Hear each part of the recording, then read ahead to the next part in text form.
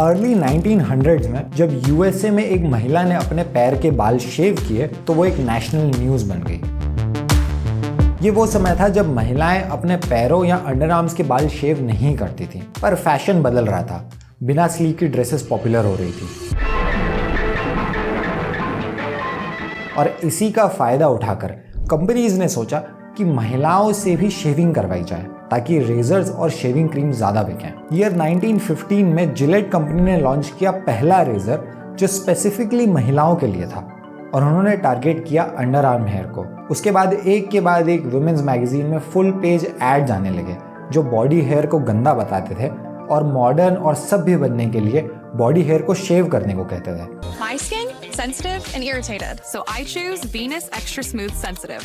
कुछ ही सालों में महिलाओं के लिए बॉडी हेयर हटाना नॉर्मल हो गया और आज की तारीख में तो ऑलमोस्ट जरूरी सा हो गया। चारों तरफ से उनके दिमाग में यही डाला जाता है। A young woman turns 12 or 13, starts to grow a few hairs, and her immediate reaction is, this is gross, this is vile, this is horrible. बदलते फैशन का इस्तेमाल करके शेविंग कंपनीज ने अपना मार्केट कई गुना बढ़ा लिया।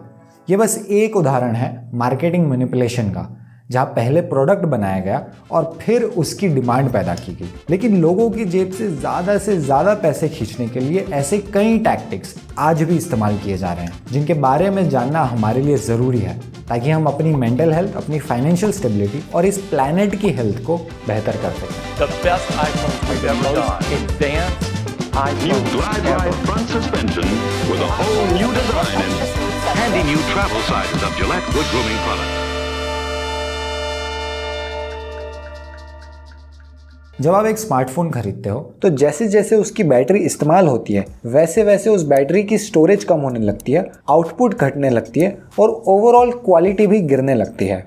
2010 तक लगभग सभी स्मार्टफोन्स रिमूवेबल बैटरी के साथ आते थे जिनमें आप आसानी से बैटरी बदल सकते थे।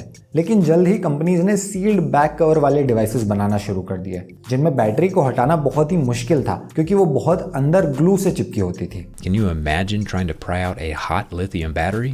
It's wild. इससे फ़ोन पतले तो हो गए लेकिन इसका मतलब ये हुआ कि आपके फ़ोन का सबसे कम चलने वाला हिस्सा, उसकी बैटरी, उसी से आपके फ़ोन का लाइफ स्पैन तय होता है कि वो कितने समय चलेगा। अगर बैटरी की क्वालिटी घट गई तो या तो पूरा फ़ोन रिपेयर के लिए भेजना पड़ेगा या नया ही फ़ोन खरीदना पड़ेगा, भले ही फ़ोन के बाकी सारे पार्ट्स अच्छे हों। इसे कहते हैं प्लैन्ड ऑब्सोलेसेंस, मतलब जानबूझकर किसी प्रोडक्ट को ऐसा डिज़ाइन करना कि वो कुछ सालों बाद ख़राब हो जाए या बेकार लगने लगे ताकि लोग नया प्रोडक्ट खरीदें। स्मार्टफोन्स इसका सबसे क्लियर एग्जाम्पल है। हमने इस बात को स्वीकार ही कर लिया है कि फ़ोन तो हर कुछ सालों में बदलना ही होता है। भारत में स्मार्टफोन यूजर्स हर 1.5 साल में नया फ़ोन खरीदते हैं। इसका रिजल्ट ये निकला है कि 2022 में बस एक साल में 5 अरब से ज़्यादा स्मार्टफोन्स फेंक दिए गए और इसमें 5% से भी कम पार्ट्स रिसाइकल या रीयूज़ होते हैं। मतलब ये सारे स्मार्टफोन्स लैंडफिल्स में पड़े रहेंगे और लेड, मर्क्यूरी जैसे जहरीली केमिकल्स रिलीज करते रहेंगे। क्यों? क्योंकि हमें नए स्मार्टफोन्स चाहिए। क्यों चाहिए? क्योंकि पुराने फ़ोन्स बने ही ऐसे हैं कि वो ज़्यादा साल नहीं चलते हैं और पुराने फ़ोन्स पुराने हैं यार, हर साल नए फ़ोन्स आ रहे हैं, right? Lots of changes around the country now. Seems like everyone's on the move. सन 1908 में फोर्ड मोटर कंपनी ने दुनिया की पहली मास प्रोड्यूस्ड कार बनाई, मॉडल टी। हेनरी फोर्ड का कहना था कि वो चाहते हैं कि उनकी कार खरीदने वाले व्यक्ति को दोबारा कार नहीं खरीदना पड़े और ऐसा ही हुआ।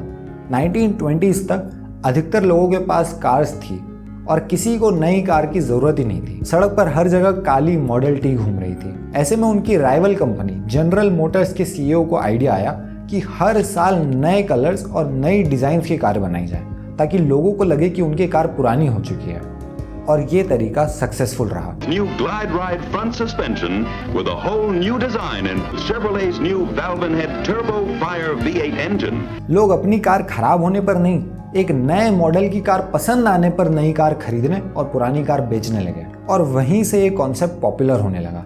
इंडस्ट्रियल डिजाइनर ब्रूक्स स्टीवंस ने तो साफ शब्दों में कहा कि प्लैन्ड ऑब्सोलेसेंस का अर्थ होता है ग्राहक के मन में कुछ नया, कुछ थोड़ा बेहतर, ज़रूरत से थोड़ा सा पहले खरीदने की इच्छा जगाना।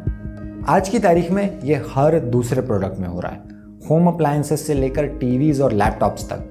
या तो स्मार्टफोन की बैटरी की तरह फिजिकल ऑब्सोलेसेंस होती है कि अब आपको फ़ोन बदलना ही पड़ेगा, या फिर जनरल मोटर्स की कार की तरह साइकोलॉजिकल ऑब्सोलेसेंस होती है। उस प्रोडक्ट के इतने नए वेरिएशंस आ जाते हैं कि आपको ही लगने लगता है यार अब तो ये पुराना हो गया। और इस सब का लक्ष्य है हमें ज़्यादा से ज़्यादा कंज्यूम करने पर मजबूर करना।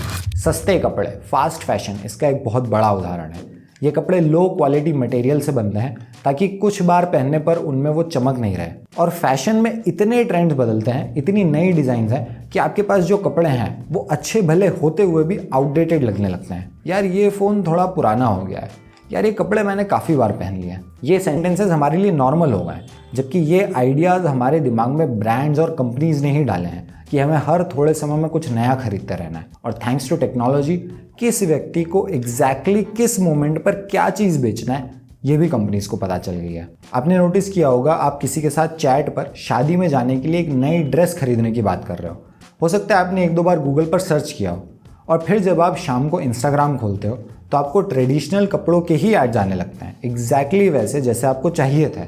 ये चीज़ बहुत कॉमन है, इस पर ढेरों मीम्स बनी है और इसे कहते हैं सर्वेलेंस कैपिटलिज्म। सर्वेलेंस कैपिटलिज्म के तहत आपके पर्सनल डेटा को कलेक्ट और एनालाइज करके उसे बेचा जाता है ताकि आपका फ्यूचर बिहेवियर ना केवल प्रेडिक्ट किया जा सके बल्कि उसे मैनिपुलेट किया जा सके, आपको और प्रोडक्ट्स और सर्विसेज बेची जा सकें।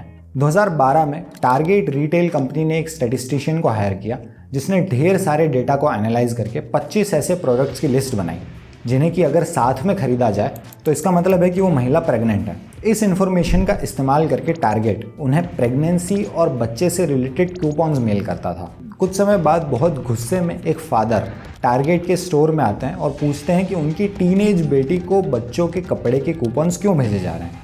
मैनेजर को कुछ समझ नहीं आता और वो माफ़ी मांग लेता है। कुछ दिनों बाद जब मैनेजर दोबारा माफ़ी मांगने के लिए उस व्यक्ति को कॉल करता है तो वो व्यक्ति बताता है कि एक्चुअली उसकी बेटी सच में प्रेग्नेंट है और उसी को नहीं पता था।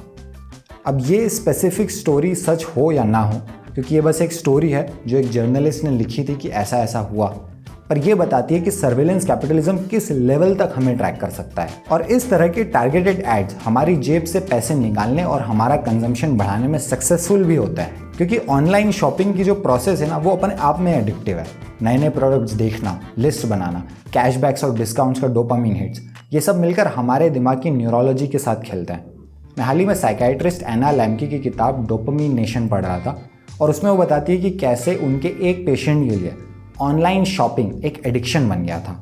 उस व्यक्ति के लिए खुशी की फीलिंग शुरू होती थी जब वो सोचता था कि क्या खरीदना है, फिर ऑर्डर करने के बाद डिलीवरी का इंतज़ार, कल आएगा, आ जाएगा, और फाइनली पैकेज को खोलना और अपना प्रोडक्ट देखना। और ये कोई इकलौता केस नहीं है। रेडिट पर शॉपिंग एडिक्शन नाम से एक सब रेडिट भी बना हुआ है जिसमें 50,000 से ज़्यादा लोग हैं जो मानते हैं कि उन्हें शॉपिंग की लत लग गई है। अभी IPL के दौरान पिक्सेल 9 का ऐड बहुत आ रहा था। इंटरेस्टिंगली उसके लैंडिंग पेज पर कीमत मंथली EMIs में लिखी हुई है कि पिक्सेल 9 है 2,000 रुपये महीने का है, पिक्सेल 9 3,100 रुपये महीने का है। बहुत छोटे अक्षरों में ये लिखा है कि उसकी एक्चुअल कॉस्ट क्या है, 50,000, 75,000। आप सोच के देखो ये कितना बड़ा साइकोलॉजिकल शिफ्ट हमारे ऊपर डाला जा रहा है कि इस पर ध्यान मत दो कि वो प्रोडक्ट कितने का है, तुम तो महीने की किश्तों के हिसाब से सोचो। इस बारे में रिसर्च साफ है कि बाय नाउ पे लेटर ऑप्शंस, EMIs और क्रेडिट कार्ड्स हमारे डिसीजन लेने के प्रोसेस को हाईजैक करते हैं और हमें अंदाज़ा नहीं लगने देते कि एक्चुअली हम कितने पैसे खर्च कर रहे हैं। इसकी डिटेल में चर्चा मैंने एक अलग वीडियो में की है। तो ओवरऑल हो क्या रहा है, आपकी लाइफ की जितनी हो सके पर्सनल इन्फॉर्मेशन निकाली जा रही है, आपकी लोकेशन, स्क्रॉलिंग पैटर्न्स, फ़ोन पे ऐप्स, सर्चेस, सब कुछ, और उसके आधार पर आपको सटल तरीक़ों से मैनिपुलेट किया जा रहा है कि आप ज़्यादा से ज़्यादा कंज्यूम करें। और फिर जो प्रोडक्ट्स आप खरीद रहे हो उन्हें बनाया ही ऐसा जा रहा है कि वो जल्दी ख़राब या यूज़लेस हो जाता है और आपको फिर से खरीदना पड़ता है। इस तरह से हम एक हेडोनिक ट्रेडमिल पर दौड़ने लगते हैं जिसमें मेहनत तो बहुत होती है पर हम कहीं पहुंचते नहीं हैं। और इस सब में मैंने इन्वायरमेंटल डिस्ट्रक्शन की तो डिटेल में चर्चा की ही नहीं है। फास्ट फैशन पूरी दुनिया को कचरे का ढेर बना रहा है। जितना भी प्लास्टिक आज तक दुनिया में बना है वो सब का सब आज भी मौजूद है, पड़ा है कहीं पे। लगभग हर एक मटेरियल, प्लास्टिक के टूथब्रश से लेकर लैपटॉप तक, जिसे हम ज़रूरत से पहले बदल लेते हैं, फेंक देते हैं, वो आने वाले कई सालों तक पृथ्वी को नुकसान पहुंचाता है। अब ऑफ कोर्स हम शेव करना, स्मार्टफोन्स यूज़ करना या शॉपिंग करना बंद नहीं कर सकते। हमें ज़रूरत है अपनी नीड्स और वांट्स में अंतर करने की। ब्रांड्स और कंपनीज के पास हज़ारों लोग हैं जो दिन रात हमें एक आइडियल लाइफ का सपना दिखाकर लगातार कुछ ना कुछ बेचते रहना चाहते हैं। ऐसे में हमें ही सोचना होगा कि हम क्या खरीद रहे हैं, क्यों खरीद रहे हैं और क्या उसकी हमें सच में ज़रूरत है भी। इसे कहते हैं एथिकल कंज्यूमरिज्म, जो कि इस चैनल के कवर आर्ट में भी है। एथिकल कंज्यूमरिज्म के लिए हायरार्की ऑफ नीड्स का कॉन्सेप्ट मुझे अच्छा लगता है। ये एक सिंपल पिरामिड है जो बताता है कि नए प्रोडक्ट्स खरीदने से पहले आपको क्या सोचना चाहिए। इसमें सबसे नीचे है जो अपने पास है उसे इस्तेमाल करो। अगर वो नहीं हो सकता तो किसी से उधार ले लो। अगर वो नहीं हो सकता तो किसी से अदला बदली कर लो, अपने किसी दोस्त से या ग्रुप में। अगर वो नहीं हो सकता तो थ्रिफ्ट करो, यानी वो चीज़ सेकेंड हैंड खरीदो। इसके बाद कभी कभार कुछ चीज़ें घर पर भी बनाई जा सकती हैं। और अगर वो भी नहीं हो सकता तब जाकर फाइनली आपको वो नया प्रोडक्ट खरीदने का डिसीजन लेना चाहिए। इससे ना केवल पैसे बचते हैं बल्कि मेंटल पीस भी मिलता है और इन्वायरमेंट की तो बहुत ही भलाई होती है। बाय द वे, EMIs और क्रेडिट कार्ड्स की साइकोलॉजी कि कैसे वो हमें ट्रिक करते हैं और कैसे हमारी पॉपुलेशन का एक बड़ा हिस्सा उसमें फंसता जा रहा है, इसे समझने के लिए आप देख सकते हैं ये वीडियो।